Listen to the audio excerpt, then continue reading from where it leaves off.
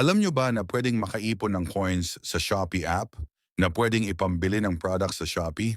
Buksan mo lang ang iyong Shopee app at hanapin sa ibaba ang video. Pagkatapos, manood ng mga videos na nasa following o trending. Makikita mo sa itaas na bahagi sa kaliwa ang Shopee Video Rewards kung saan lalabas ang 30 segundo na bilang habang pinapanood ang bawat video. Tapusin ang 30 segundo ng panonood ng videos upang makakuha ng 10 sentimo kada 30 segundo.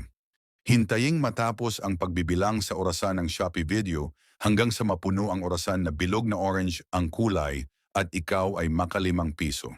Pagkatapos pindutin ang Shopee Video Rewards sa kaliwang bahagi sa itaas upang makita ang coin savings. Sa coin savings makikita kung magkano na ang naipon mong rewards. Pindutin mo ang withdrawal upang makita mo kung magkano ang pwede mong ma-withdraw. Maaari kang makapag-withdraw simula piso hanggang 100 piso. Ang mawi-withdraw na coins ay mapupunta sa Coins Reward page ng Shopee app. Magagamit mo ang mga coins na naipon mo sa pagbili mo ng mga produkto sa Shopee app. Maraming salamat sa panonood sa aking first YouTube video guys.